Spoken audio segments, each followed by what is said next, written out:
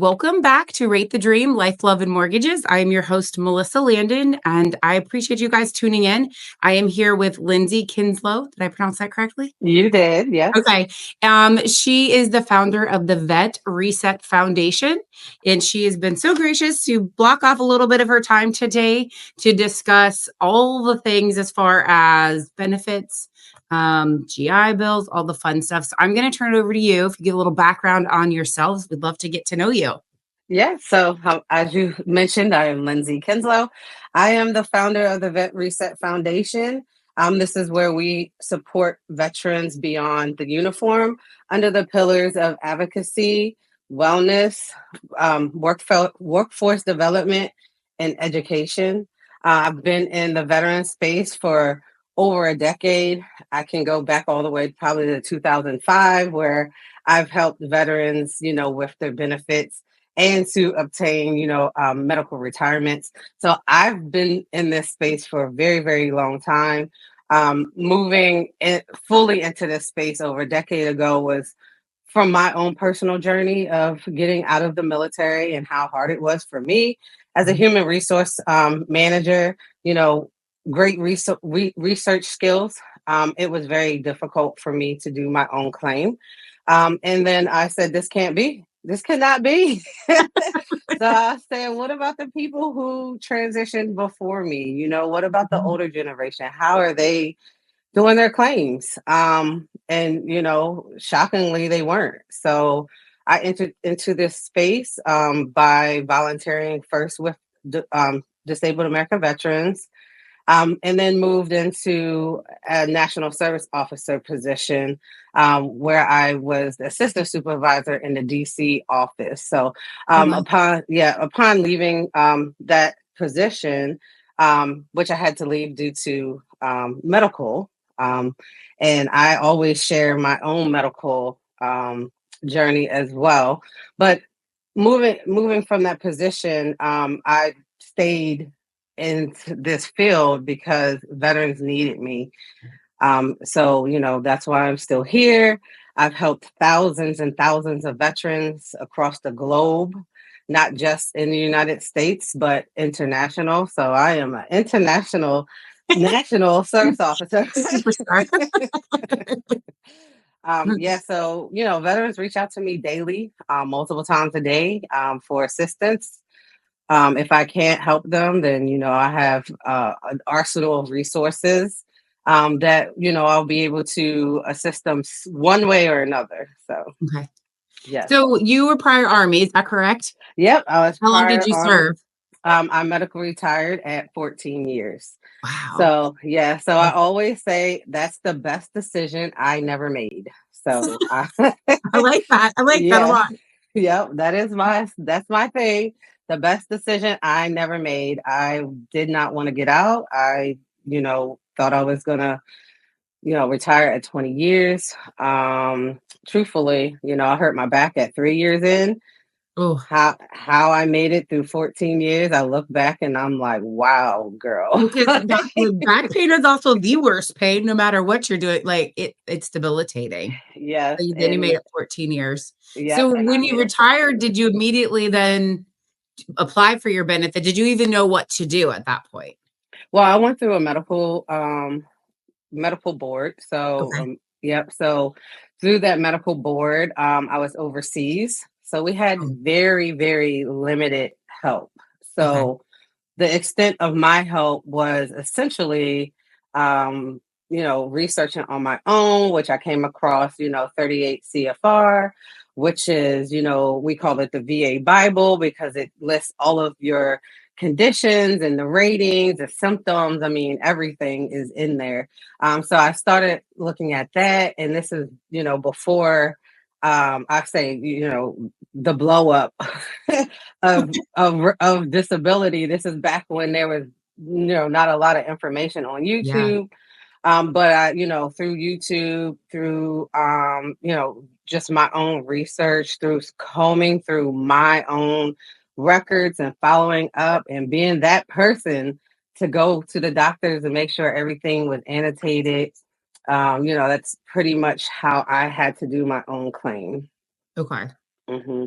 And did your own claim get denied first go through? Because I think that happens a lot of people, whether it's, and I can just speak, I always reference my husband, right? Because he's Marine and he's been doing it. And I think initially it's like, you got this, right? But a lot of times or what I've heard, and correct me if I'm wrong, sometimes it gets denied because you fill the paperwork out wrong, not necessarily the claim itself, but how it's filed gets denied. Um, Yeah, that's possible.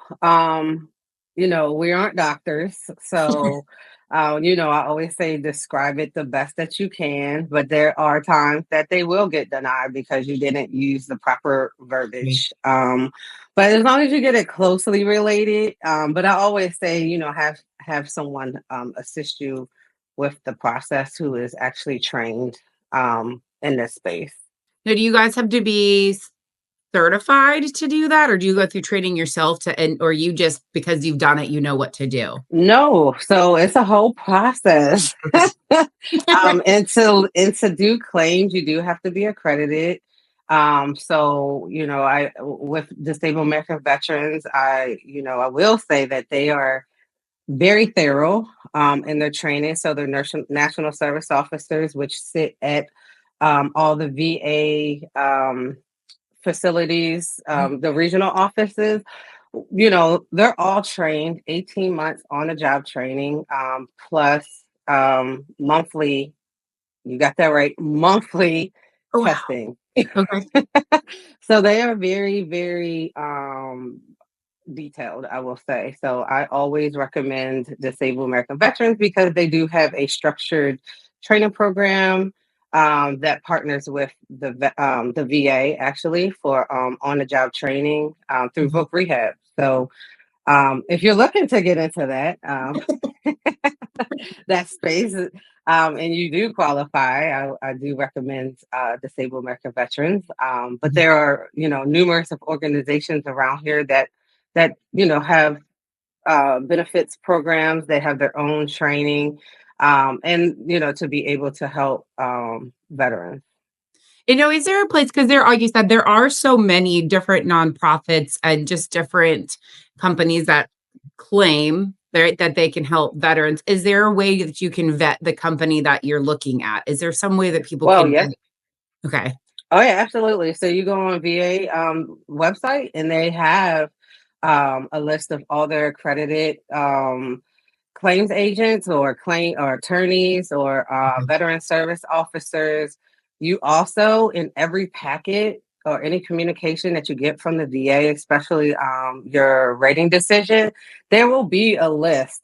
A lot of people don't read that far, but at the back, I think it is, there's a list of, I don't know, 100, 200 organizations that are accredited Okay. through through Congress, so and the VA to actually do claims. So every organization out here does not have a claims department per se. Okay. And there are organizations out here that help veterans that are not accredited. So you do have to, do your due diligence, do your own research, just to make sure that you are utilizing the appropriate organization. Okay. So definitely go and check that out then to make sure that the people are credited because can they Yeah. do someone that's not credited? I mean, I know you don't want to, but is it they can if they wanted to? Even though we're advising against it, we are advising against that. I mean, yes, you can. I mean, I suppose right, anyone can help you fill it out. I was just wondering because I feel like you see so many different things of we can help you file your claims. And they ask for all this money up front or different things. So I No. see you shaking your head. So those are what we call, claim sharks. Yeah. I've ran across a lot of veterans. That hurts my heart, who Yeah. have gotten second mortgages to pay these organizations, paying thousands of dollars up front, before they even know if they can help. Yeah. And that is, that's not right. So I do advise against organizations like that. Yeah.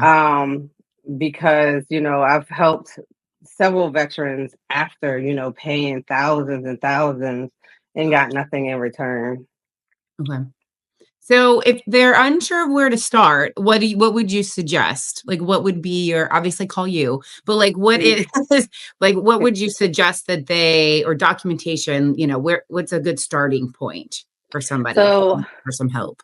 yeah, so the best starting point is to actually know where the organizations are. Okay. But to be a self starter, everything starts on va.gov. Okay. So make sure you have an ID Me account. And if you don't have an ID Me account, you need one because it goes beyond the va.gov. You get discounts and everything connected to Okay. that. But yeah, so va.gov has, is where you go to file the claims. They kind of, have where they walk you through, how to file a claim, where to go to file the claim, what you need, what type of documentation you need. I always say you start with your military, your service treatment records. Everybody should have a copy, electronic copy, because never Yeah. know what happens with this paper, especially over the years. People move, whatever. You lose them, but as Yep. long as they're electronic, you have them, right? Um, so look through your active duty records, take note of what you went to to sick call for, what's bothering you now, what do you have diagnosis for, what do you have medical documentation for, and then moving most recently into the PACT Act. If you deployed and you have these certain conditions, and as long as you have your DD 214 and a diagnosis, you get an automatic service connection. So but yeah, so starting at va.gov is always, the best way to start your claim. Okay. Over the past couple years, what's the biggest challenges that you have seen with people filing claims or the biggest mistakes or errors that are made? Well, to be totally honest, I can't say that it's more so on the veteran as opposed to the VA. I Okay. see a lot of mistakes on the VA. In fact, 70% of the claims that are denied, shouldn't be denied. So if a claim is denied and it comes back to you, are there ways then to resubmit it to have it looked at again? Oh, absolutely. So, you have what's called a higher level review, where someone else reviews that claim, and then as long as the information is in there, they have the diagnosis and the medical and all of those things, and if it's found that the VA had missteps or not enough information, they will send that claim back through the process. And then you also have a supplemental claim. That is when it's denied, you can submit new and relevant evidence to reopen, so to speak, that claim. Nice. Yes. What is I know you have to have privacy, of course, but the biggest success story or one that tugs on your heart the most? What Oh, is that? I'm I sure have all of them. so There's I so have many. When so people ask many. me that, I'm like, "Oh my gosh, I've helped so many veterans buy houses that they never thought that they could." So there's Yes. so many, but is there one recently that sticks out to you that Um. was one that they didn't think was gonna happen or they were denied several times or 'cause there's just so It's many great benefits that come along that I think people don't even realize. yes. It's so many, so many, so many. I think uh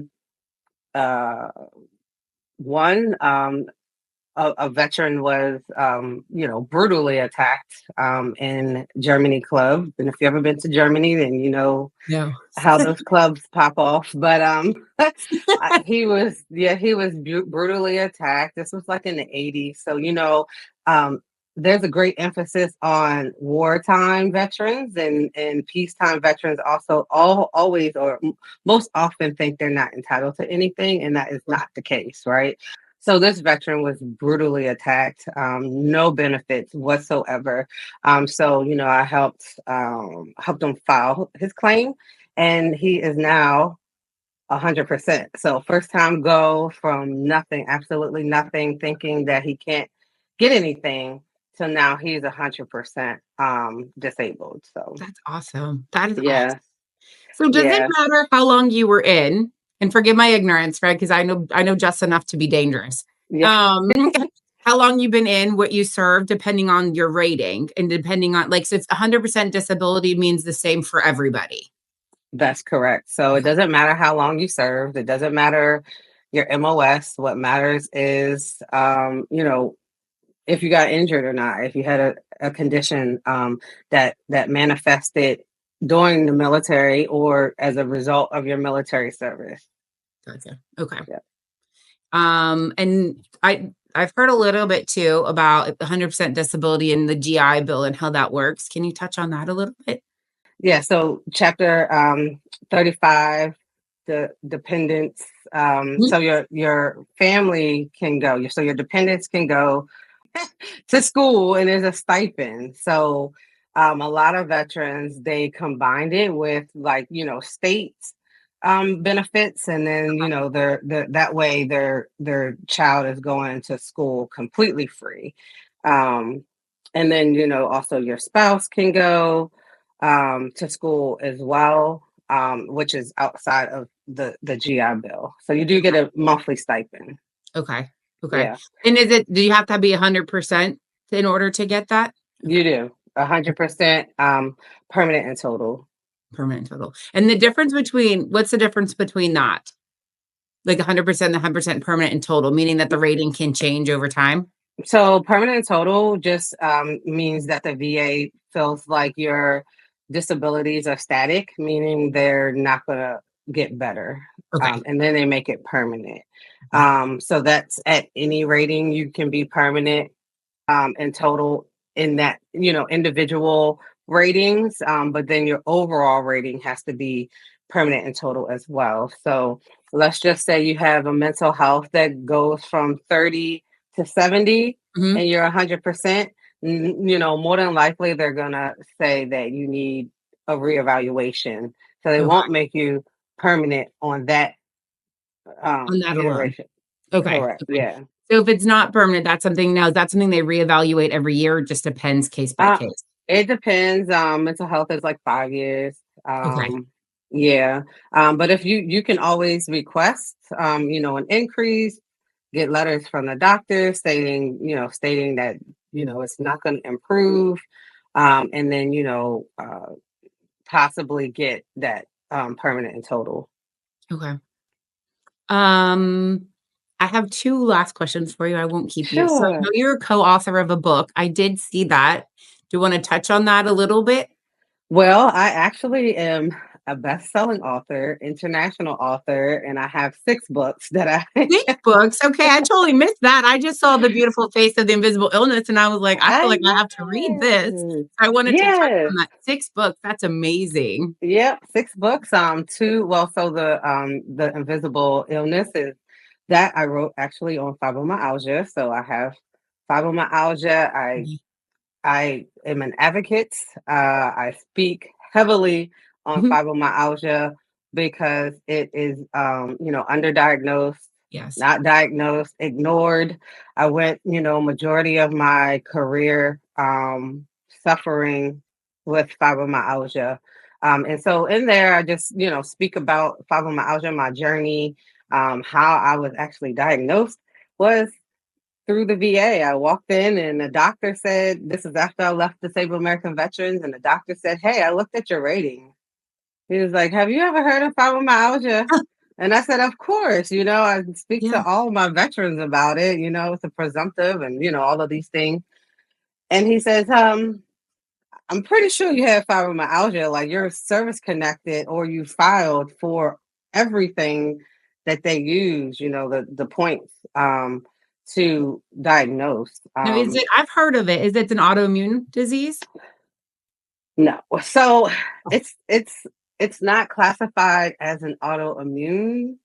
Um, it's very complex. So it's kind of hard to say okay. because today it might not be, and tomorrow it could be, right?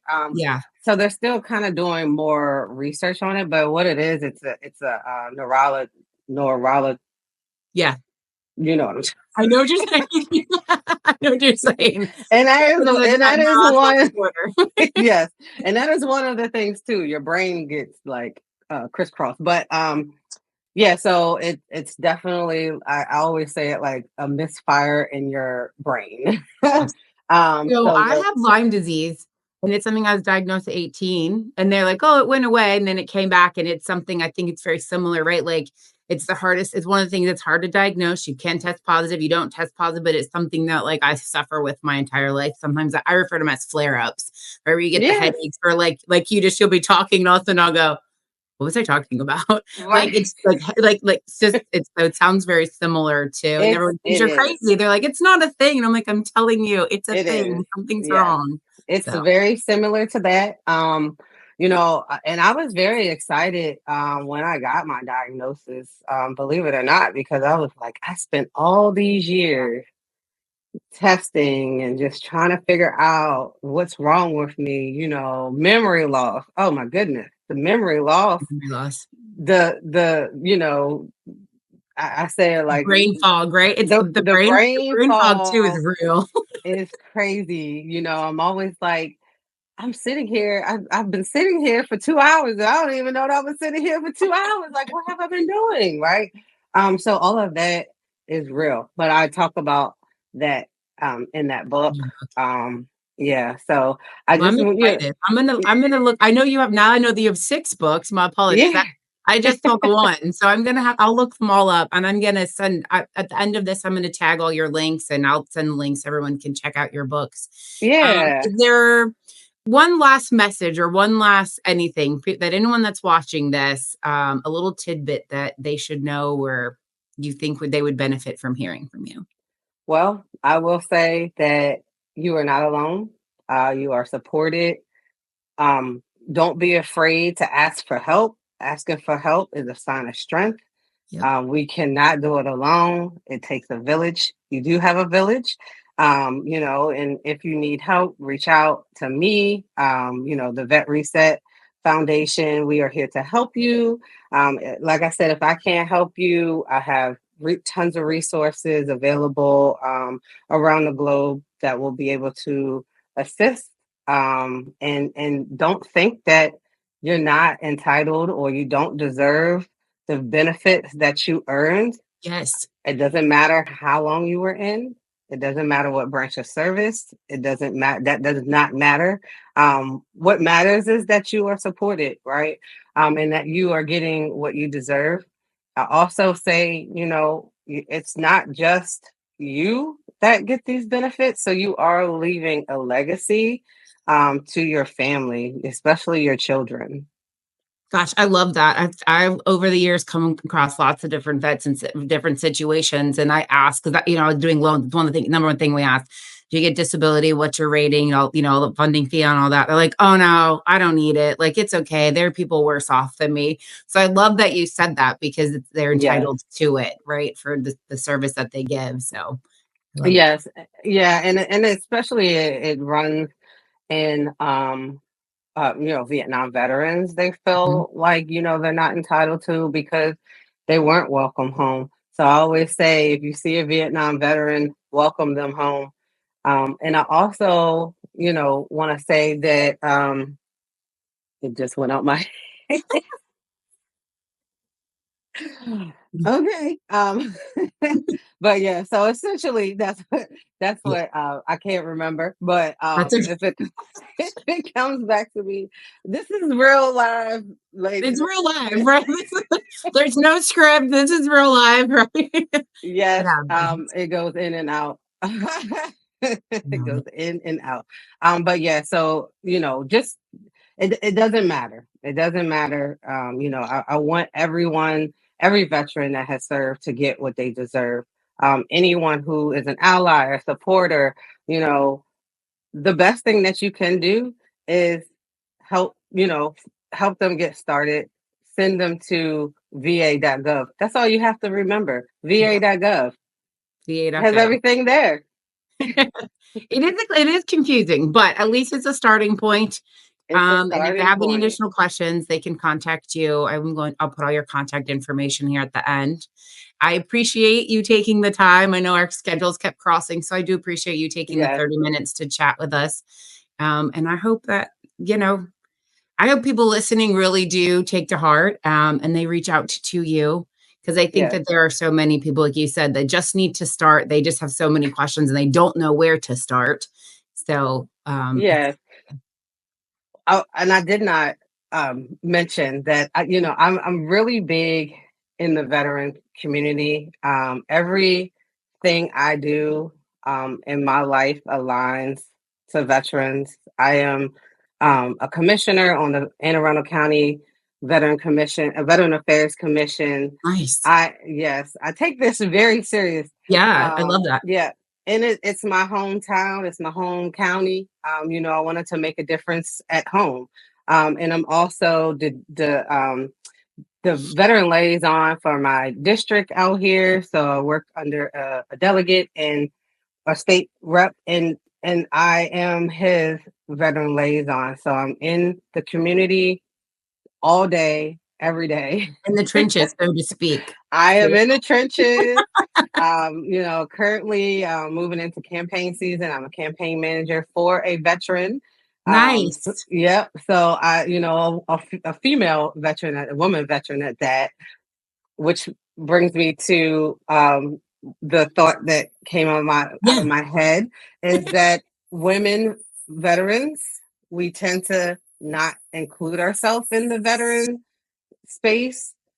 So I just want to say to my women veterans, that you are a veteran. If you served and you are eligible, you are a veteran.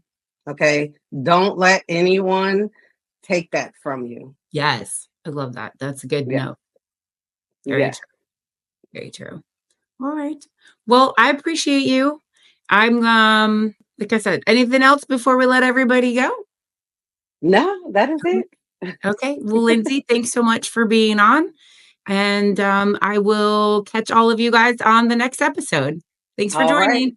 Thank you.